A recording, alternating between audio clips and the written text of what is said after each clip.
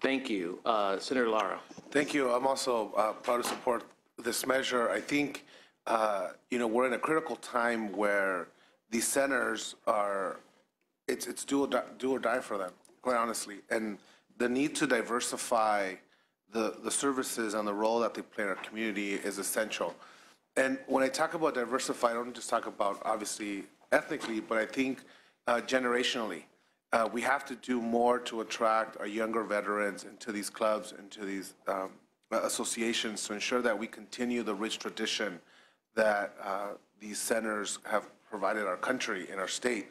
And so I think we're in a critical time of how do we do that, and how do we work with our existing veterans to attract our young veterans to these social clubs, because I think it's essential, especially for them coming back from war, and being able to find some sort of solace and camaraderie with other veterans in their community in a social setting, I think helps with the healing. And I think these provide that imperative service, but I also think we need to do a much better job in diversifying their ability to be able to be successful and continue to exist in our communities. And like Senator Wessel said, visiting these centers, you see that they're struggling. And we need to come up with ways to ensure that they be more successful. And I think part of that is bringing those young veterans, asking what they want their clubs to look like, what their VFWs to look like, so that they can also feel that they're part and incorporated into what this new center is going to look like as we move forward, from here. So I'm proud to support this bill. Thank you. Thank you, Senator Lara. Senator Gaines. Yeah, thank you. I want to thank Senator McGuire for bringing this forward.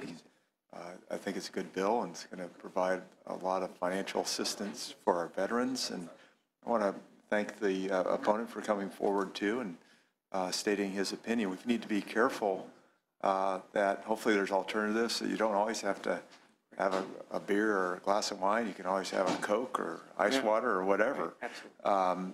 But I think they are in dire need, and they need financial assistance. And so I see this as a good pathway, and I'm sure it'll be done in a responsible manner. So thank you. All right. Thank you for your testimony, senators. Senator, would you like to close? Very briefly, I want to start by saying thank you to the chair for all the work on this bill, as well as to committee staff. And I think that your committee, sir, has hit the nail on the head. The deferred maintenance across the state for veterans halls and buildings is suffocating to those veteran organizations. And each veteran organization will be working with ABC on licensing, permitting, bartender training, and alcohol service will be limited just to beer and wine and no hard spirits. So I just want to make sure that that is clear as well, and I respectfully ask for your aye vote. Thank you, Senator. Is there a motion? Yeah, I moved. It's been moved by Senator Wessel. Did you have a comment? No, I thought you. Okay. All right. I wanted to make sure everybody was covered. Senator Wessel moved. Please call the roll. Motion is due pass and re-refer to appropriations. Hall. Aye. Hall, aye. Berryhill. Aye. Berryhill, aye. Block. Gaines. Aye. Gaines, aye. Galgiani. Hernandez. Aye. Hernandez, aye. Hill. Aye. Hill, aye. Wessel. Aye. Wessel, aye. Lara. Aye. Lara, aye. McGuire. Aye. McGuire, aye. Vidak. Aye. Vidak, aye. Currently has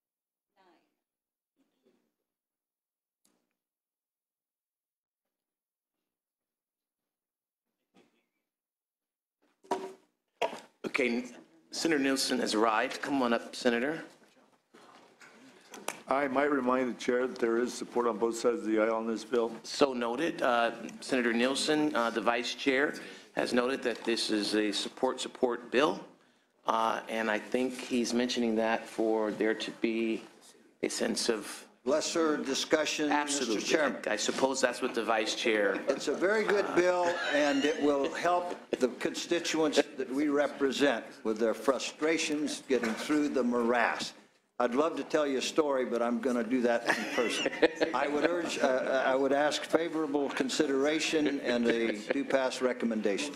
It's been properly moved And your quick testimony, I Yes, suppose? Mr. Chairman, members, good morning. David Wolf with the Howard Jarvis Taxpayers Association. For the sake of brevity, this promotes transparency. It puts the taxpayer first. It's the way it should be done. Ask for an aye vote. Very good, thank you. Any other witnesses in support? Witnesses in opposition? Comments from the members? Seeing none, has been properly moved. Please call the roll. Motion is do pass and re-refer to appropriations. Hall. Aye. Hall, aye. Berryhill. Berryhill, aye. Block. Gaines. Aye. Gaines, aye. Galgiani. Hernandez. Hernandez, aye. Hill. Hill, aye. Waso. Waso, aye. Lara. Lara, aye. McGuire.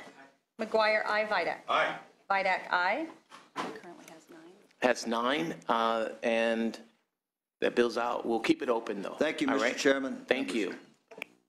All right, we'll hear, I guess, all right.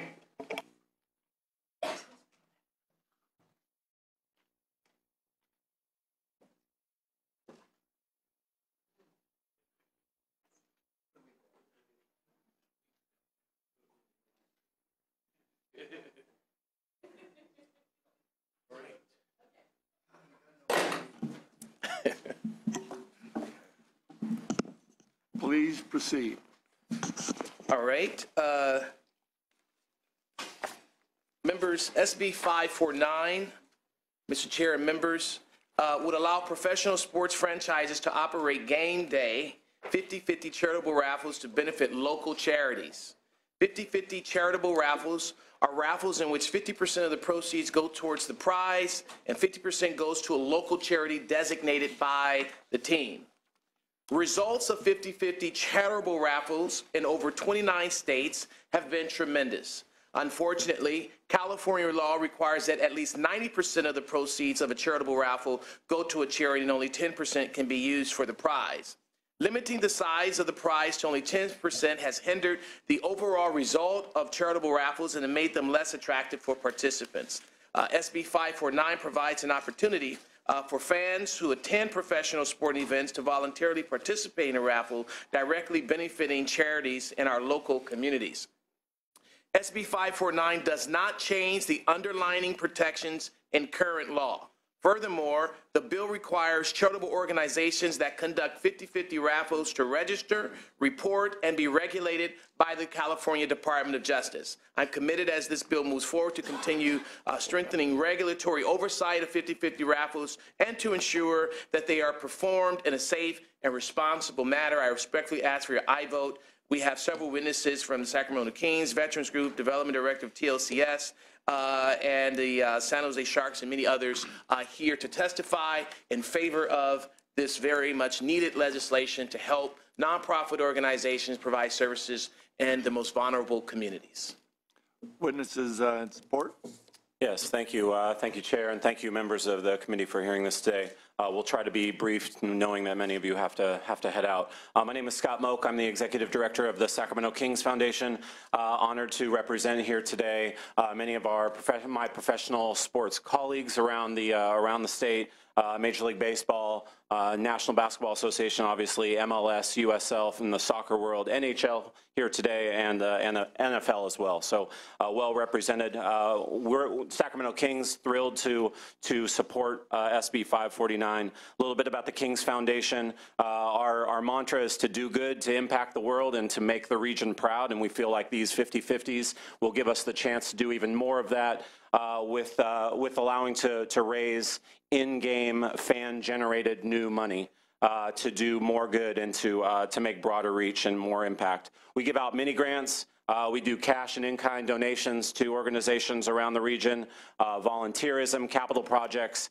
This year we were very excited to give away in the middle of December 3,000 bicycles to kids and 6,000 toys all in one day as a part of Doing Good, the season of Doing Good. Locally, we built basketball courts in some of the most needy communities right here in Sacramento, and outside of this specific region, we're really excited to be partnering with a group called Ag in Motion, which is bringing a mobile science laboratory to kids who don't otherwise have the chance to put their hands in soil and learn about farming. It's a group out of Modesto, works in Stanislaus County, that we're excited to expand with our executive chef, Michael Toohey. So really great things on the horizon. horizon, and this 50-50 raffle bill will only allow us to do more.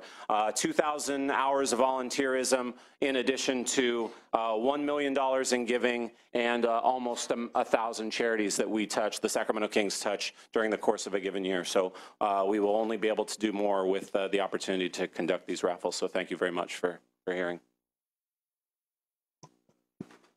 Good morning. My name is Jim Sparaco, and I'm the president of the Sharks Foundation Board. Since its inception in 1994, the Sharks Foundation has donated $8.6 million to more than 160 local nonprofits. In fiscal year 14-15, we will donate $1.4 million back into our community. By passing this bill, the Sharks Foundation will not only be able to increase the amount of money that we're able to donate to these organizations and back into our community, but we'll also be able to expand our reach throughout the Bay Area. So I would appreciate your aye vote. Mr. Chairman, members, Pete Conity representing 20 veterans groups, 1.84 million veterans in the state. And everything I said on the last bill applies to this bill, because you really get it how much veterans groups are struggling. So that is why we are proud to be supporters and co-sponsors of this bill. Thank you. Next witness. Yes, Mr. Chairman and members, my name is Erin Johansson, and I'm the Development Director for TLCS here in Sacramento. We are a Sacramento-based nonprofit with more than 100 employees, and we provide health services, housing, skills training, and community support for nearly 1,500 Californians with serious mental and emotional illnesses every year. This year, we were one of those nonprofits that was supported by the King's Foundation, and as all nonprofits in the community, our organizations would not exist and not be able to do the work we do without the support of the businesses in our community, like the King's Foundation. And so for that reason, we stand in support of this bill. Our partnership with the Kings has allowed us to provide more resources and services to the clients that we serve. But almost more importantly, our relationship with the Kings has allowed us to get access and exposure to more individual givers that attend those sporting events. And this bill would give those folks an opportunity to participate in philanthropy at a real introductory level. So we're in support, and we believe that our community of nonprofits would be as well. So thank you for your time. Briefly, others in support. Yes, David Norris, Veterans of Foreign Wars of the United States, representing the Department of California. And we are a co-sponsor of the bill, and we are asking for your support to pass this bill. Thank you. Thank you.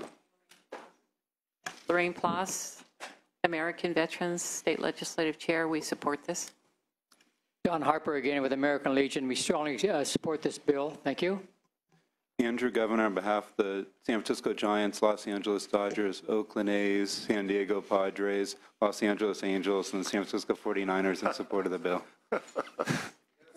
Is that all? Jason Kinney, representing Junior Blind of America and its School for the Developmentally Disabled in Los Angeles in support of the bill. Thank you. Matt Kloppenstein with the Sacramento Republic Football Club in support. Great. Witnesses in opposition.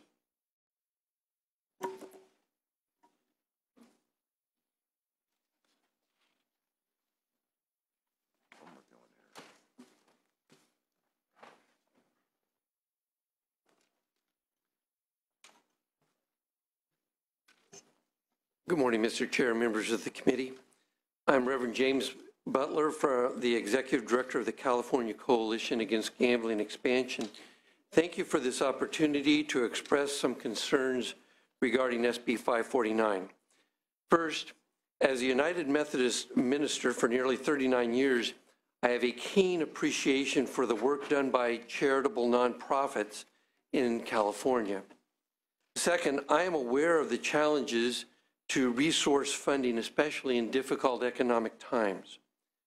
However, when the amount received by a nonprofit is reduced from 90% to 50%, I am concerned that we will be creating a cottage industry for the operators of these raffles, and many of the charities will be simply providing their name in another gambling enterprise. Further, this may change the focus from the original intent of allowing charities to use raffles to simply another gambling venue. Charities were given the opportunity to hold raffles in order to further their good and charitable work. This privilege should require that the full 90% of the proceeds be used for that purpose. An additional concern is that there is no limit on the number of fundraising raffles that can be conducted by a nonprofit charity. Although an eligible sporting event can only have one raffle per home game, there are no limits beyond that. The possibility of every professional sporting event in California becoming a site for another gambling enterprise in the name of charity, where only 50% of the proceeds support the work of the charity, seems an expansion of gambling that is not needed. A final concern I raise today is that the $10 registration fee will be insufficient to administer, regulate, and enforce the elements of the program. Thank you again for the opportunity to express concerns regarding the expansion of gambling that will accompany SB 549. Next witness. David Quintana here today on behalf of the Viejas Band of Kumeyaay Indians, the Paula Band of Mission Indians, and the Habematol Pomo of Upper Lake. I mean, I hate to be the buzzkill here. It's all fun having all the sports teams, but this bill has very, very serious problems in the eyes of my tribes, the most important which being moving it from a 90-10 charitable split to a 50-50 split, in our opinion, legally moves it from a charitable raffle to a lottery. A lottery is prohibited for anyone to operate other than a tribal government or the state of California. So while we appreciate what Senator Hall is doing, moving it to 50-50, in our opinion, moves it to a lottery, moves it to a private lottery, which now is a violation of our gaming compacts with the state. We'd like to continue to work with Senator Hall and try to see if we can work on something to work this out, but that's our primary issue there, and I think it's a very serious one to our tribes. The second one is that while we talk about regulating what is going to be going on at these stadiums where money is going to be handled by thousands of people and electronic devices are going to be handled by thousands of people collecting the money, the regulations only state that there shall be regulations. There's no date given by which the regulations must be affected or put into effect.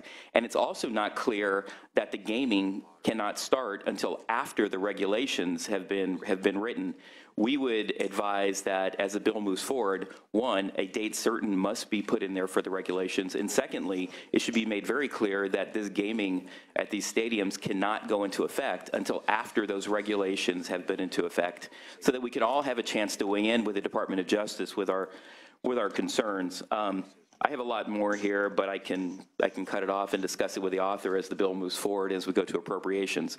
Thank you. Other witnesses? Carolyn Veal Hunter on behalf of Yocho Dahi Wintu Nation. We also echo the concerns of the previous witnesses with respect to the fact that this is an expansion of gambling in the name of charity. We also have some concerns about language with respect to electronic means of selling tickets. When this bill has been seen before, we saw use of random number generators. Because the sort of electronic means that will be used is not specifically spelled out, we have concern that it could, there's potential for abuse and of an unregulated and illegal gambling. So as this, again, as the bill moves forward, we would want much more specificity to any sort of electronic means of involvement in this sort of a gambling enterprise. Thank you. Bill. Any other witnesses in opposition? If not, Senator, I've got a question before I open it up to the rest of the committee. I got some late concerns this morning also with the same concerns that we've just heard. Could you just maybe weigh in a little bit on those comments? And I know that from other people that I've talked to, you know, the feeling is this really isn't going to affect tribal gaming. Right. Because it's a different type of person that's going to be doing those raffles. So if we could have a couple of comments, I would appreciate it. First of all, let me thank the folks who are speaking in opposition to the bill for their willingness to continue to work with the author and the sponsors of the bill. And I will address some of them. I have one of the sponsors here that will also address some of them. But the fact of the matter is that it's the same way we spoke earlier in terms of services being funneled down to the local communities and to nonprofits that are already struggling. This will better aid some of those struggling nonprofits that I see in my district every single day, not without fail. 50-50 raffle, there's already a raffle that's permitted, the 90-10. However, most folks are not inclined to support that raffle because there's really no benefit to the individual that's participating in the raffle. When you increase it to 50-50, it gives a different type of motivation for an individual to participate in the raffle and gives them a sense of return if they're lucky enough to do so or to win. As relates to the electronic devices, we've cleared that issue before, and that issue has already been taken off of the table. I've dialogued with the opposition several times before on this issue. We had this bill last year, and that issue was addressed then. The issue is also addressed now, and there is absolutely no issue. And this is not a sense of expansion of gaming. It's already taken place as we speak. It's already taking place as we speak. It's already allowed. They're already doing it. There is no expansion of gaming, but what it is, in my opinion, is a way for money to get to poor communities, nonprofit organizations that are already struggling. And so if I'm wrong for introducing such legislation, then I'm wrong for assisting poor communities and disadvantaged communities, for helping nonprofits try to provide services to their community. And I will do this today, and I'll do it tomorrow, and I'll stand up for it again next month if I have to. But as we spoke earlier, our communities are hurting. Nonprofits are struggling, trying to keep their doors open to find ends meet. We have veterans here testifying that they're already hurting right now. And this is yet another way to provide much needed assistance and relief to these nonprofit organizations that are struggling. So with that, I'll allow for Mr. Governor to also address some of the issues as well.